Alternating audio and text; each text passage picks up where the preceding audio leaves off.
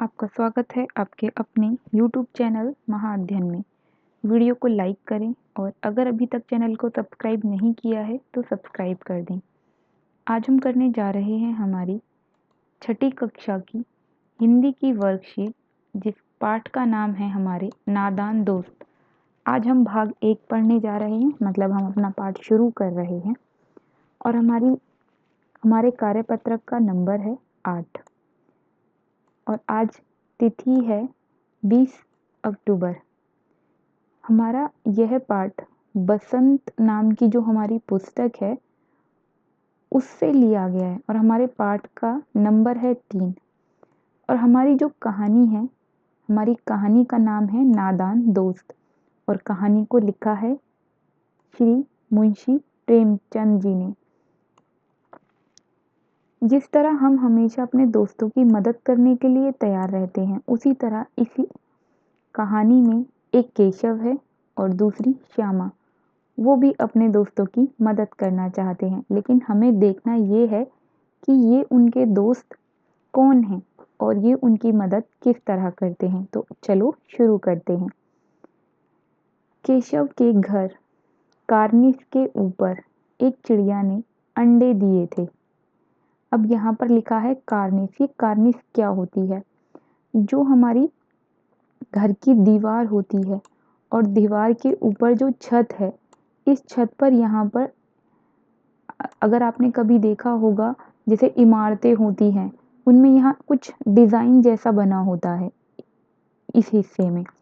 तो इसे ये जो बने हैं, ये इस तरीके से जो डिज़ाइन बने होते हैं, इसे ही बोलते हैं कार्निस। कार्निस एक तरीके से अगर कहें तो दीवार और छत के बीच के कोने की जगह होती है, लेकिन सही मायने में उस दीवार पर जो छत है, छत की जो ये चौड़ाई है, डिज़ाइन है, इसमें जो डिज़ाइन बना होता है वो कार्निस होती है। और उसमें कई बार जो डिज़ाइन बना हुआ है उसमें जगह होती है कि वहाँ पर पक्षी बैठ सके। तो चिड़िया ने वहाँ पर अपना घोंसला बनाया है और उसमें अंडे दिए हैं। अब बढ़ते हैं आगे। केशव और उसकी बहन श्यामा दोनों बड़े ध्यान से चिड़िया को आते जाते देखते और रोज सुबह सुबह उठकर आंखों को मलते हुए कार्निस के सामने पहुंच जाते और चिड़ा और चिड़िया दोनों को वहां बैठा पाते। उन दोनों को देखने में दोनों बच्चों को इतना मज़ा आता था कि उन्हें देखने के चक्कर में वह दूध और जलेबी की भी सुध भूल जाते थे। मतलब उन्हें दूध और जलेबी बहुत पसंद है और उन्हें याद ही नहीं रहता कि हमें वो दूध और जलेबी भी लेना है। और दोनों के मन में तरह तरह के सवाल उठते। अंडे कितने बड़े होंगे, किस रंग के होंगे, कितने होंगे, क्या खाते होंगे। सोचो, वो ये भी सोचते हैं कि अंडे क्या खाते होंगे और उनमें से बच्चे किस तरह निकलेंगे, बच्चों के पर कैसे निकलेंगे। पर मतलब बच्चों के पंख कैसे निकलेंगे। चिड़िया के बच्चों के तो पंख होने चाहिए ना, तो वो ये भी सोचते थे। घोंसला कैसा है, लेकिन इन बातों का जवाब देने वाला कोई नहीं था। अब हम बात कर ही रहे हैं कि क्योंकि वो घोंसला कार्निस में बना हुआ है, तो ऊंचाई पर होने की वजह से ना तो घोंसला पूरी तरह से दिखाई देता है और ना ही अंडे पता चलते हैं कि उसमें किस रंग के अंडे हैं, कितने बड़े हैं, कितनी संख्या में हैं और उन अंडों के साथ क्या हो रहा है, नीचे से दिखाई नहीं देता क्योंकि वो बहुत ऊंचाई पर है। अब दोनों भाई बहन के मन में तरह तरह के सवाल आते हैं, लेकिन इन सवालों के जवाब उन्हें कहीं से नहीं मिलते, क्योंकि जो उनकी माँ है यानी कि अम्मा, उन्हें घर के काम से फुर्सत नहीं है और जो उनके पिता हैं उन्हें पढ़ाई लिखाई के काम से फुर्सत नहीं है। इसलिए दोनों बच्चे खुद ही सवाल करते और आपस में एक दूसरे को जवाब देकर तसल्ली कर लेते। श्यामा कहती, क्यों भैया, बच्चे निकलकर फुर से उड़ जाएंगे? तो केशव विद्वानों की तरह कहता, नहीं री पगली, पहले पर निकलेंगे, मतलब बच्चे अंडों से बाहर आएंगे, फिर धीरे धीरे उनके पंख निकलेंगे और फिर वो उड़ेंगे। बगैर परों के बेचारे कैसे उड़ेंगे, मतलब बिना पंखों के बेचारे कैसे उड़ेंगे।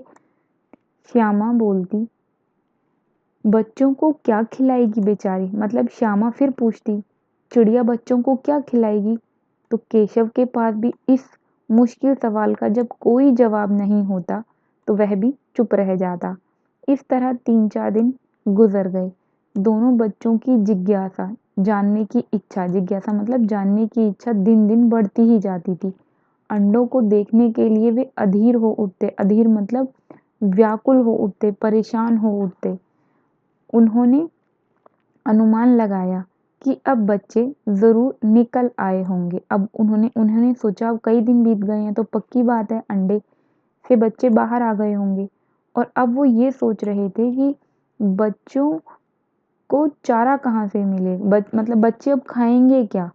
और अब वो ये भी सोच रहे थे कि जो छोटी-सी चिड़िया है वो अपने इतने सारे बच्चों के लिए इतना सारा दाना लेकर कहाँ से आएगी? क्या बच्चे भूख के मारे चूँ-चूँ करके ही मर जाएँगे? अब जैसे ही उनके मन में ये ख़्याल आता है कि कहीं बच्चे भूख से ना मर जाएँ, चिड़िया इतना सारा अनाज ना ला पाई तो कहाँ से लाएगी वो इतना सारा दाना? बस इसी से दोनों घबरा उठे और दोनों ने ये तय किया कि कहीं चिड़िया खाना ना ला पाई, दाना ना ला पाई और बच्चे भूख से मर गए तो हम एक काम करते हैं, हम कार्निस पर थोड़ा-सा दाना रख देते हैं। तो ये थी आज की प्यारी-सी वर्कशीट। चलो देखें आज हमने क्या सीखा। और मेरे प्यारे बच्चों, चैनल को सब्सक्राइब कर दीजिएगा ताकि अगली वर्कशीट हम साथ में पूरी कर सकें, क्योंकि अगली वर्कशीट हमारी इसी पार्ट का अगला भाग होगी। तो हमसे पूछा गया है अंडों के बारे में केशव और श्यामा के मन में किस तरह के सवाल उठते थे। वो सोचते थे अंडे कितने बड़े होंगे, किस रंग के होंगे, कितने होंगे, क्या खाते होंगे और उनमें से बच्चे कैसे निकलेंगे। केशव श्यामा आपस में बात करके दिल को तसल्ली क्यों देते थे? क्योंकि उनके सवालों के जवाब देने वाला कोई नहीं था। अम्मा को घर के काम से फुर्सत नहीं थी और पिताजी को पढ़ने लिखने से। केशव और श्यामा ने अंडों के बारे में क्या-क्या अनुमान लगाए? उन्होंने अनुमान लगाए कि ज़रूर अंडों से बच्चे बाहर आ गए होंगे।